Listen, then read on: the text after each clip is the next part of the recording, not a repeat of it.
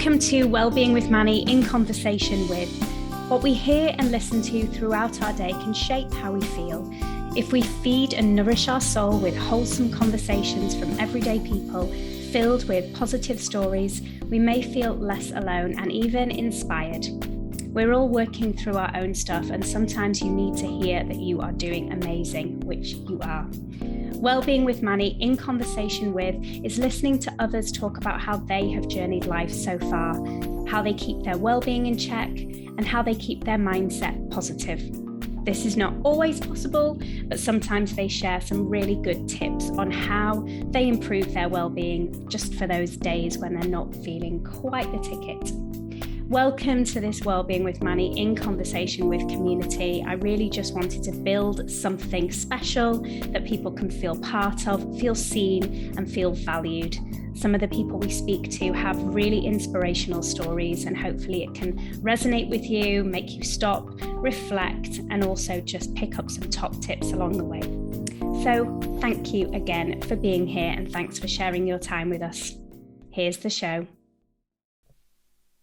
Hi everyone, just jumping in to give a quick shout out to the sponsor of this series of Wellbeing with Manny in conversation with, and that's the amazing IA Hair and Beauty.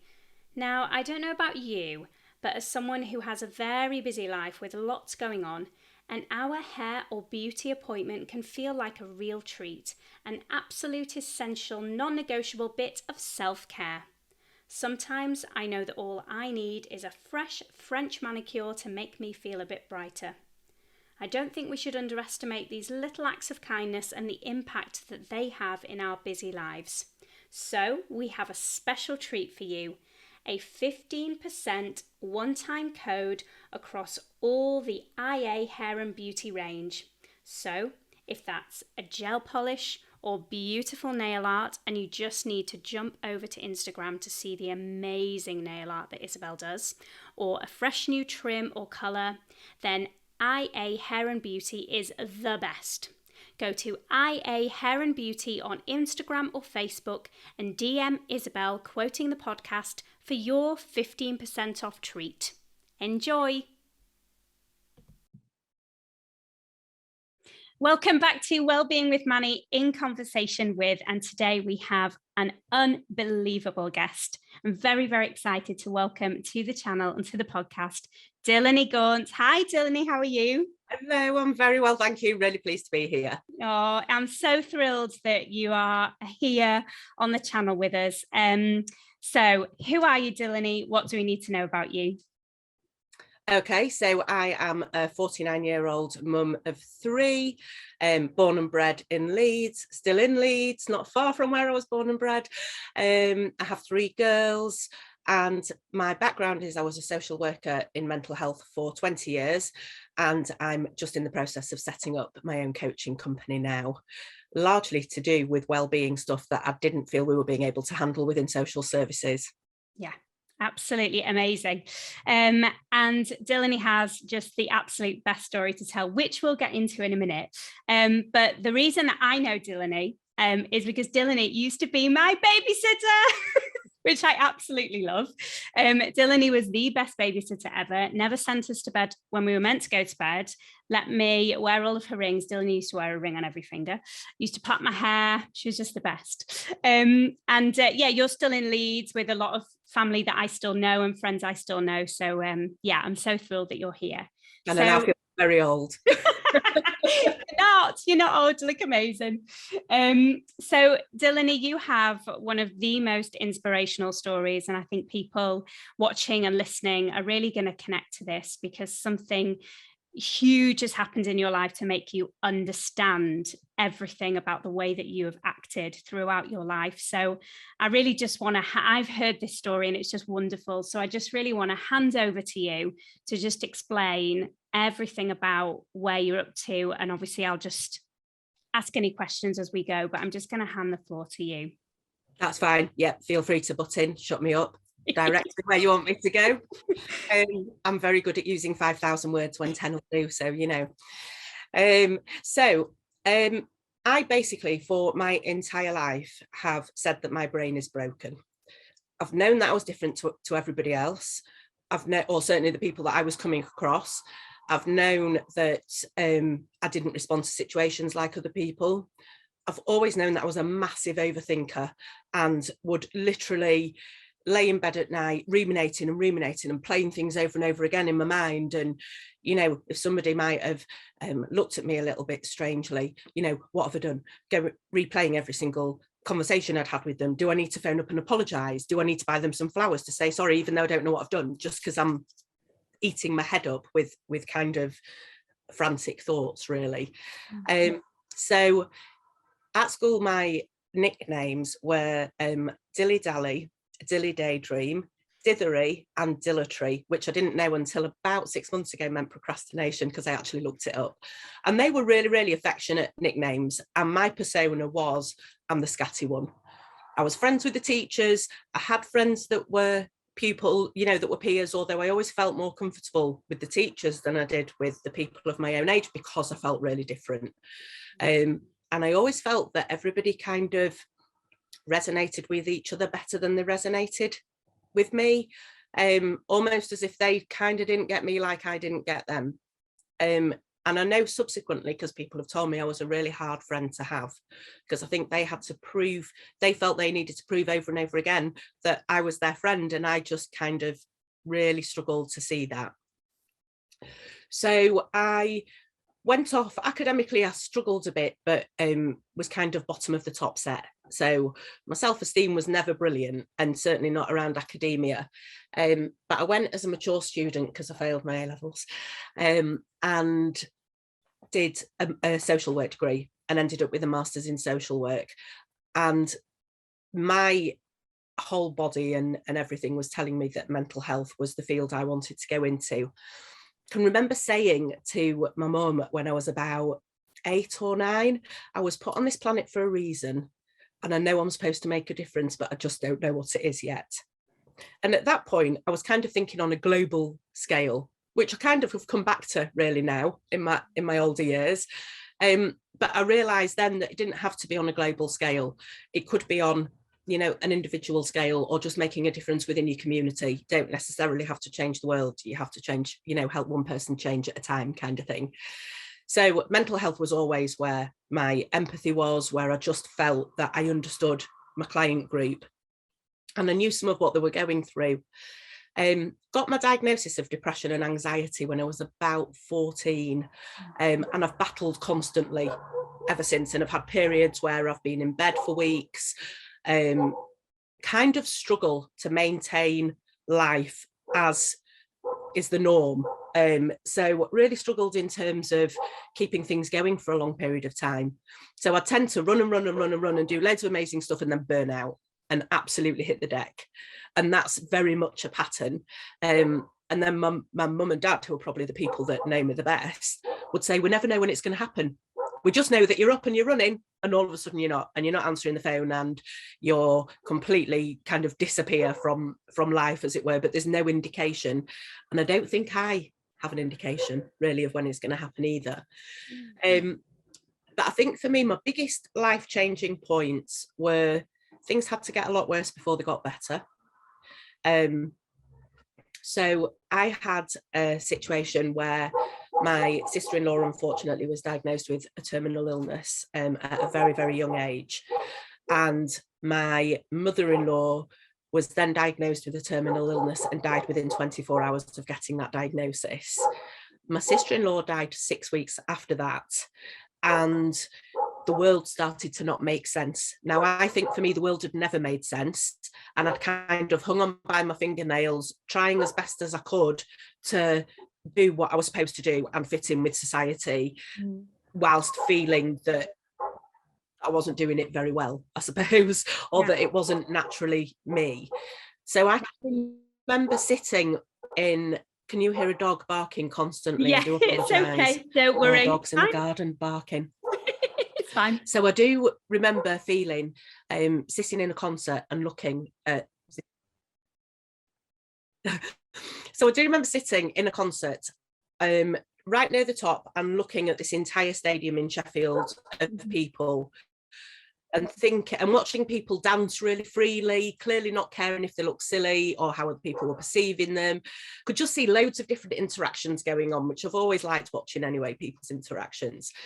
And suddenly thinking, I wonder if anybody else in this stadium is as unhappy as I am. And recognizing that I permanently was in this bubble of unhappiness, doing my best to make my way, and not doing it very well, not even doing it very well externally for people would see that I was struggling, would know that I was struggling. And so I became the person as I got older, and certainly as I had children, who struggled to keep up with arrangements. Although I'd always done that, I was always walking into school as everybody else was walking out of school because I was late taking my child in. My child was there waiting at the end of the day because I was late picking them up. And just everything, I'd go into work early, I'd stay at work late, and I'd still have the messiest desk in the office, and really struggled with certain tasks. Knew that my skills working face to face with people were amazing. Having to write it all up afterwards and what had happened just became like, it was like wading through mud. And even though I had the academic capability to write it, and I had the work knowledge and knew what I was supposed to be doing, there was something that just stopped me being able to do it as fast as other people could do it. And again, all this is saying to me is, you're no good, you're rubbish, you're not enough. Everybody else has got this grown up thing down to a fine-tuned kind of way of being, and you're still like a 10-year-old girl playing mum to 3 girls who were growing up, playing wife, trying to run a house, not very successfully. And so your self-esteem takes a complete battering constantly. So my sister-in-law got diagnosed with cancer, which threw my worldview of feeling very safe and very kind of cocooned within my little environment. And 6 weeks before she died, my stepmother-in-law got diagnosed with cancer. And she actually got diagnosed on the 30th of December and died on the 31st, which gave us no time for grieving or for getting our heads around it, saying goodbyes. We hadn't prepared the children, who knew that their auntie was going to die, but had a very close relationship with their granny. And one of them went mute for a while. She was 9. She was really close to her granny. The 7-year-old didn't really understand it, had a 2-year-old. And I was kind of reeling. And I dealt with really, really complex bereavement trauma, really. Because I had a view that my mother-in-law was never, ever going to be able to be cured. My sister-in-law fought for every second of life that she had, and my mother-in-law refused to go when we were concerned about her and get tests at the hospital. So, excuse me, hay fever. Fine. So despite knowing, in my head, despite my mother-in-law knowing that my 3 children were going to be losing their auntie at some point in the near future, she didn't do anything to protect them from them also losing their granny. Now, it took me a good 2 years, maybe even longer, to get over the complex emotions, the sadness, the anger, the massive fear of failure, that I knew that this lady's mother had done exactly the same thing. She got breast cancer and she didn't tell her children, even though they were grown up, and then literally she was dead within 24 hours of them knowing. And I knew how that had affected my mother-in-law.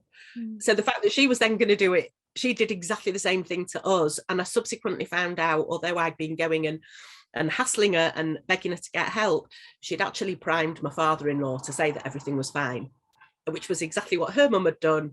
But I had a lot of anger around that, and a lot of trying to protect my children. And I also had this fear, which I think people have as a rational fear. I have it, and it went further and became really irrational in terms of, how do I protect the health of my children if I don't know what's going on inside them? And how can, when they're saying to me, are you going to die? Is anything going to happen? How can I say no when I have no idea what's going on inside me? I don't think I've got cancer. I feel well. want to tell them that no, everything's going to be okay, and mummy's going to be here till she's in some ripe old age and you're grown up and you don't need her anymore, kind of thing. But actually, how do I protect them? And how do I, from themselves, you know, from their own illness potentially, and also from mine? So one of the things that we did was my mum came with me to talk to them, and we had a really big discussion with my girls about how my mother-in-law and my sister-in-law were both married into our family, so we didn't have a bloodline genetic link to them. So it didn't mean, because the fact they'd had two people that had died, because they're not in our bloodline, doesn't necessarily mean that mummy or daddy are going to get it, or that you're going to get it, or grandparents, or, you know, other grandparents or whoever. And all of that was absolutely fine. It wasn't absolutely fine. It was really, really difficult. But it kind of enabled me to walk on a bit of a steadier platform, I suppose, where I thought I was going. I then, my mum and I had that conversation with them, and 6 months later, my dad got diagnosed with leukemia. And on one hand, there was the kind of irony of, oh my word, we've told them it's not in our blood and it's blood cancer, and now how the hell do we do this? And my mental health was getting less and less well. My marriage was really struggling as a result of my mental health. And I had a massive breakdown. So I'd also had 2 surgeries. I'd needed to have a hysterectomy on the day my dad got taken into hospital. And so there was loads of, I'm sure there was hormonal stuff going on as well. There must have been. But I went into work one day, and at that point I was the safeguarding lead. And so I used to chair a lot of meetings over vulnerable victims with the police and various other people to put in protection plans. And I was so used to doing this, and there was no, you know, done it loads of times before. It was nothing particularly challenging. And my admin worker said, oh, come on, Dilani, let's go to this meeting. And I absolutely fell apart. So after standing and sobbing in the office for a really long period of time, I could just hear myself saying, I can't do it, and I can't have people look at me, and I can't talk to anybody, and I don't want you to see me. And I got sent home. I got into bed, and I didn't get up for about, when I say I didn't get up, I literally didn't get out of bed for the best part of 3 weeks and virtually didn't speak. But I also didn't really enter into the world again for probably another 2 years. I really struggled. My dad was in hospital for a long time and was very, very poorly. And I wanted to be there to support my mum. But also my worldview of, if you're a good person and you treat others well and you do your best by other people, then things will be quite kind to you. Not that nothing bad will ever happen, because bad things happen to everybody, but you know, things will be quite kind. And actually, my dad, who is one of the nicest men on the planet, who has always been an equal with my mum in parenting, who has always done his own chores in the house, who, as my ex-husband would say, if you said hello to your dad on the street, Dilani, you'd get 10% off in his business. It's like everybody. This man had just sold his business, was just about to go on a cruise with my mum and do all these retiring things after losing his daughter-in-law and supporting my brother and having such a difficult time. And we're told that he's got like a 70% chance of dying. One of the things that I recognised in myself then is I cannot cope with not knowing. So when I knew that my sister-in-law was terminal, we had the best year. Our relationship got closer. We went on spa days. We drank cocktails. It was like, how can we give her the best 12 months of her life? You know, obviously I wasn't there all the time. She was with my brother and whatever, but I knew what was happening. I could not cope with looking at my dad and thinking, is he going to die? Isn't he going to die? Am I going to get a phone call today? Am I not going to get a phone call? So I was on edge permanently. It was just, and I realised I've never liked change. I've always struggled with change. And what it did was it gave me another massive breakdown. So I would say for the last 8 years of my life, I've struggled significantly. About 4 years ago, maybe, I got offered a job through an agency in Guernsey. And I have never been anywhere by myself. I'm too scared. I wouldn't even go to uni away from home. I went to uni in Leeds and in Bradford, so I was still near enough to home. So it was a massive thing. I actually left the children, I left my husband, and I went to a 4-month contract in Guernsey. I stepped off a plane into an island where I knew not a soul. I lived on my own, which I've never done. I had no friends, and I spent most of my time on my own and completely rediscovered myself. So I came back from that with a lot of really good wellness practices and things that I knew to do for me. I came back a renewed person, but what I found was that once then back here, although I took some skills with me and I took some kind of learnings with me, I still struggled back in this environment, back with the challenges of being a mum, and my marriage was falling apart, and what was I going to do for work and money and all these kind of things. And so I came back, kind of did my best to muddle along, went to a workshop and did vision boards, and realised that I put escape twice on my vision board by accident. I'd actually cut it out twice, not realised, and just kind of stuck it in different places. And then I had like a picture of a woman in the middle of a field with nobody around her. And then COVID hit. And I actually thought, because mine was very much stop the world, I want to get off. Yeah. Too fast and I was like, oh my God, I've made it happen. Because what I've asked for is escape from like the world as it was. Yeah. And time to reflect and sit in fields. And well, I've never done so much walking. I got a dog from Romania. And I was still having really big problems with one of my children, or two of my children were struggling, but one of them particularly. And I was struggling, and I was aware that my emotional regulation was not as it should be. And I still couldn't do everything I wanted to do, and wasn't living my life like a responsible person. So to me, I was still broken. I'd be embarrassed for people to come to my house because it was chaotic. Yeah. And I'd still forget things and be late and spend half my time looking for things. And so I was doing some research for my daughter, who is now 10, and started looking at ADHD assessments, because I was fairly certain that that was what was happening for her.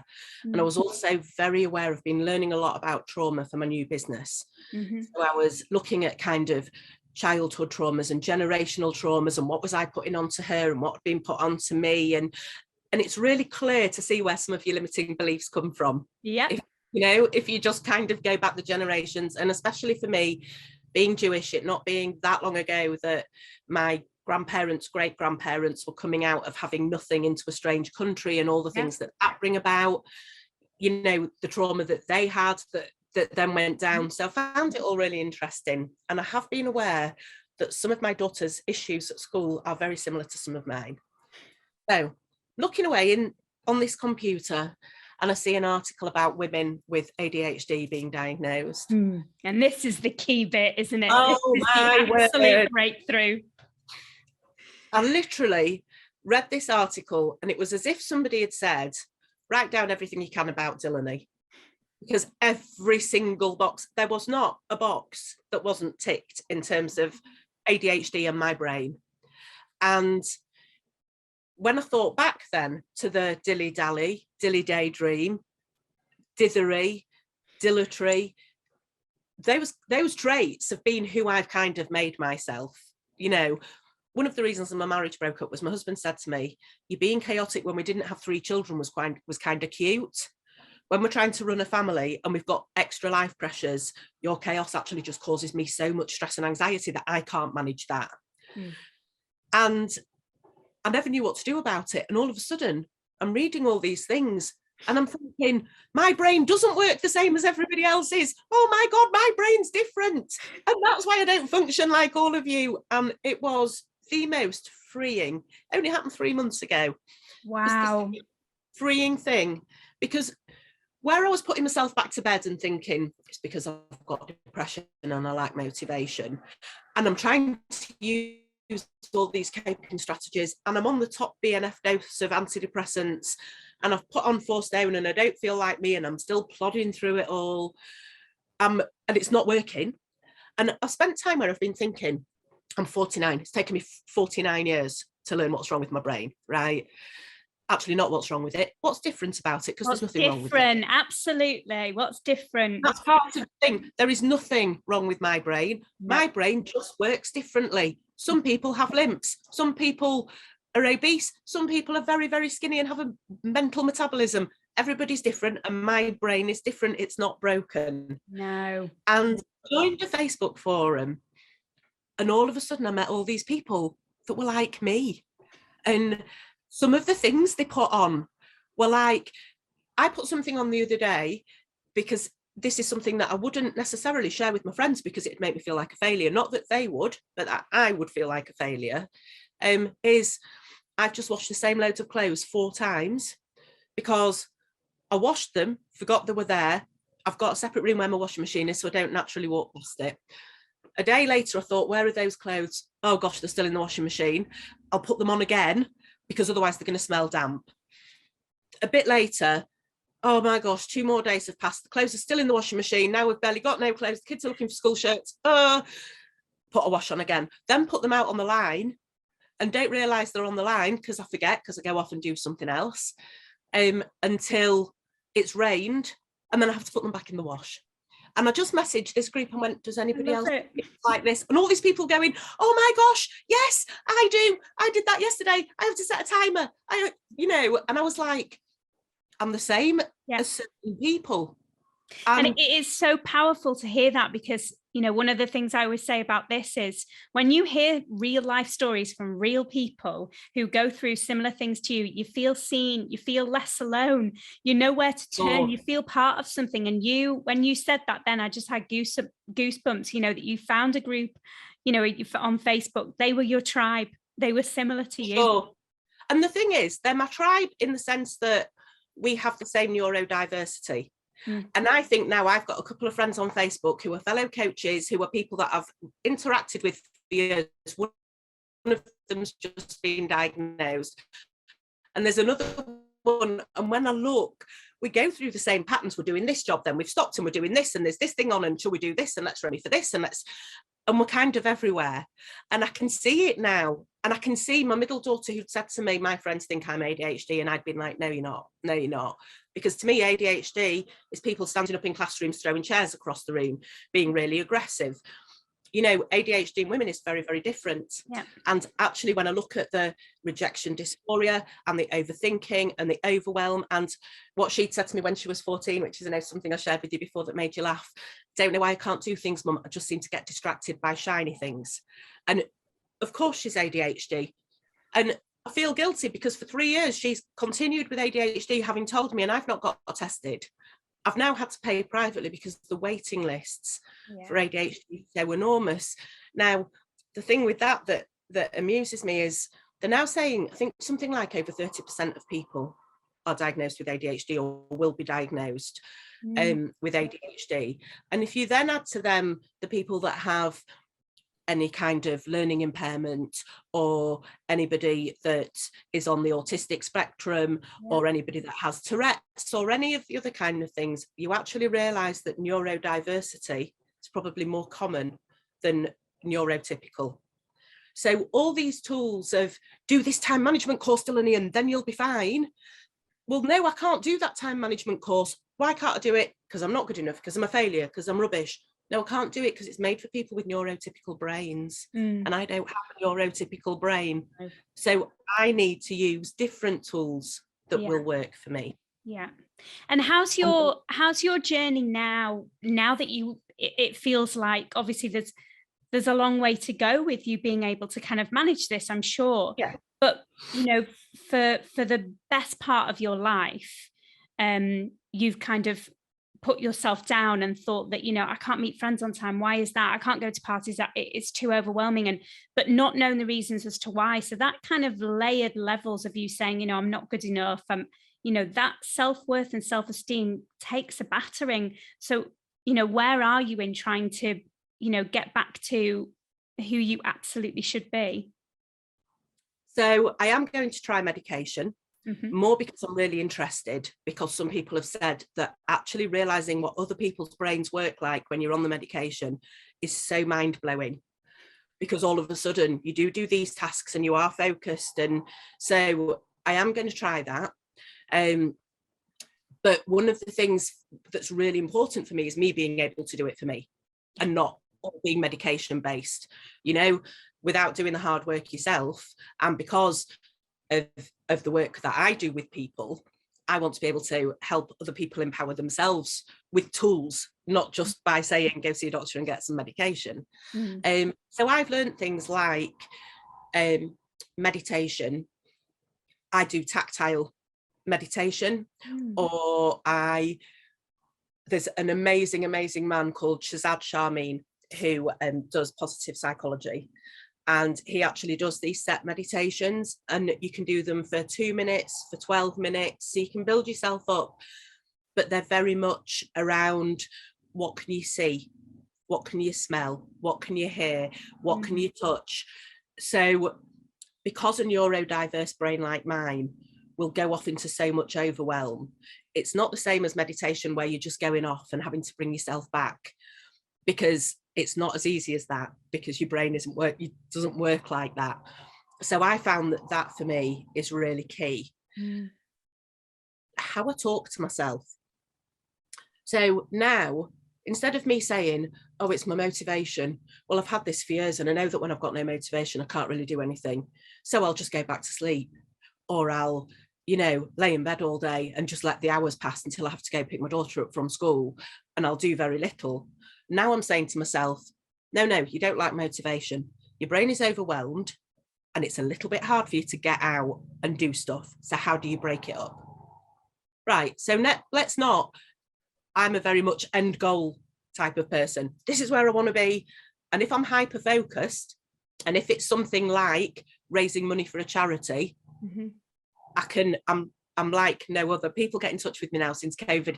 Dilani, we're sending a busload to Ukraine. What can you get hold of? And I'll have my car boot filled in about 5 minutes and be taking them over.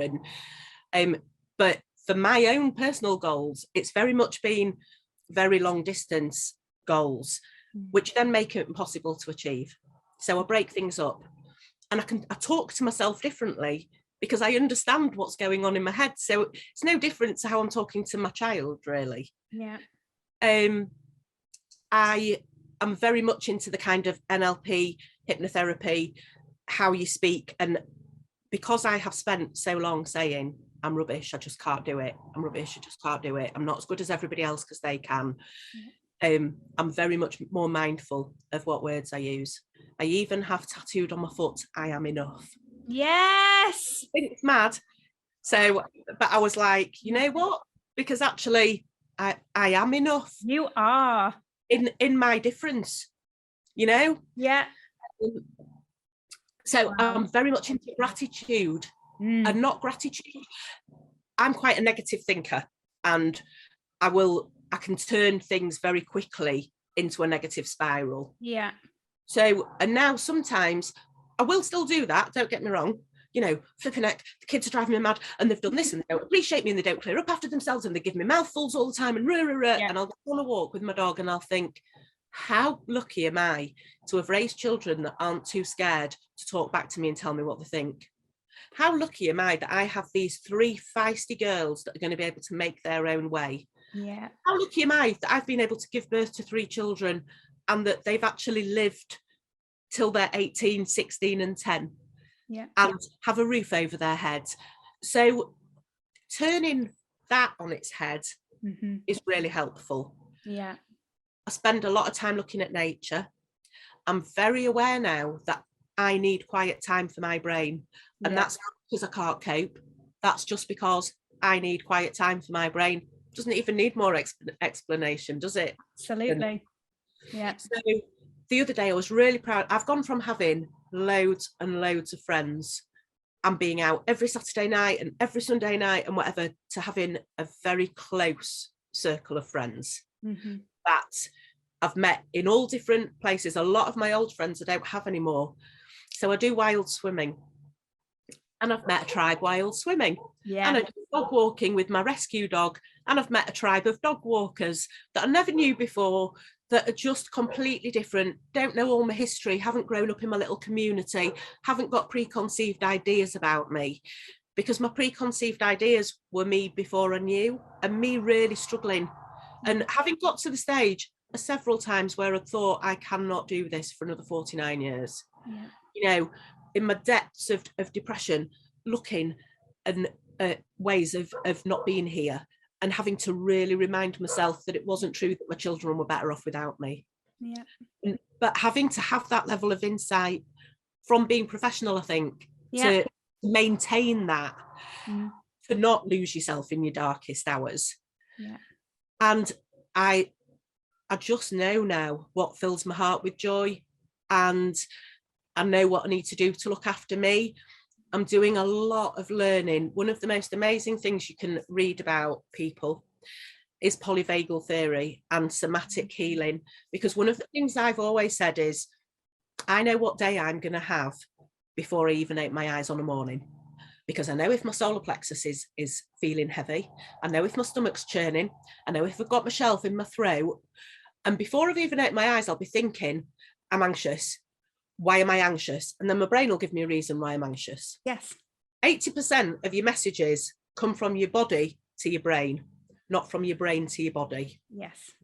So as soon as I realised that, why am I trying to find a reason for it? Yes, if I've got something that I know has happened that's triggered me, and I have my little crying child in my stomach, I will give my little crying child space, and I will acknowledge her, and I will nurture her in a way that I've not been able to nurture myself before, really. Yeah. But what I do now is, I think, you're feeling really anxious. Okay, what can you do? Yeah. Don't look for a reason. Yeah. If a reason isn't coming to you, don't make one, because then all that's happening is your brain's then looking for reasons for you to be anxious. Yeah. And you're just having a knock-on effect of, so very much for me, it's, okay, I feel very anxious. Bit of an overwhelming day, maybe. What will I do? Right. All you need to do, Dilani, is go downstairs and get your first cup of coffee, because you know you feel better. You know, step by step. Okay, I'll do that. Yeah. And if the kids are late for school, I'm really sorry. I have ADHD, and it prevents me from having accurate time management. Yeah. I've only just found out it's something I'm learning. Yeah. And I will get there, but you're going to have to bear with me. Yes. So don't use your diagnosis as an excuse, but it is a reason. And you wouldn't feel sorry, you wouldn't feel apologetic saying to somebody, I'm really sorry I'm feeling a bit funny, but I'm about to have a hypo and I need to go and do what I need to do for my diabetes. Yeah. No, you wouldn't say that. You wouldn't feel the need to explain as much as you do when you've got mental ill health. Yeah. So don't use it as an excuse, but use it as a way to understand yourself better.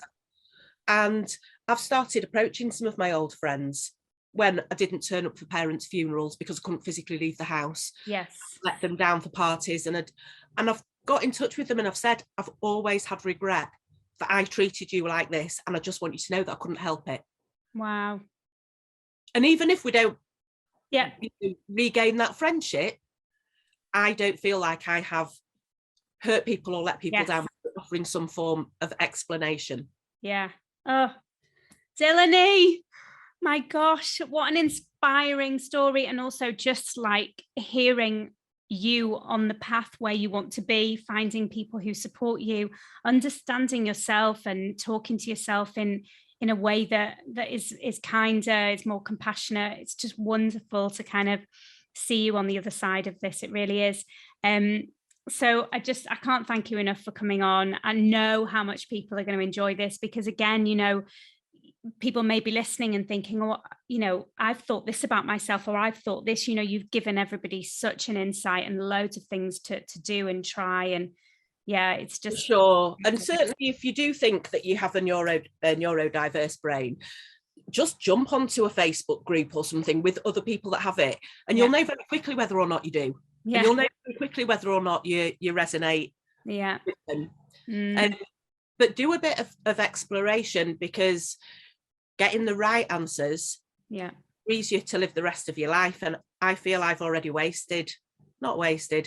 not had as good or as beneficial 50 years and not achieved what I could have achieved had I have known this a long time ago. So, you know, grab life, because absolutely people don't get the chance to grab it. Yeah. And it's like Jake Humphrey does say on the High Performance podcast, when's the best time to plant a tree? 20 years ago. When's the second best time to plant a tree? Today. So yeah, absolutely. Incredible. Dilani, thank you so much for joining us today. No problem at all. Thank you so much for having me. It's been amazing. Thank you so much for joining us on Wellbeing with Manny in conversation with, and thank you for being part of our community. It really is all for you. It's all purpose driven, and I really hope that you've got something from the episode today. If you enjoyed it, please feel free to share it with anyone who you feel would benefit from hearing these open and real conversations. Please make sure that you are following and you are subscribed to make sure you never miss an episode, either on your app of choice or on YouTube. And if you can, please rate and review the channel. That would be so helpful because it helps other people find us. And finally, just remember that it is all about talking. It is all about sharing. So think, reach out. Who will you have a conversation with? Have a fabulous week. See you next week.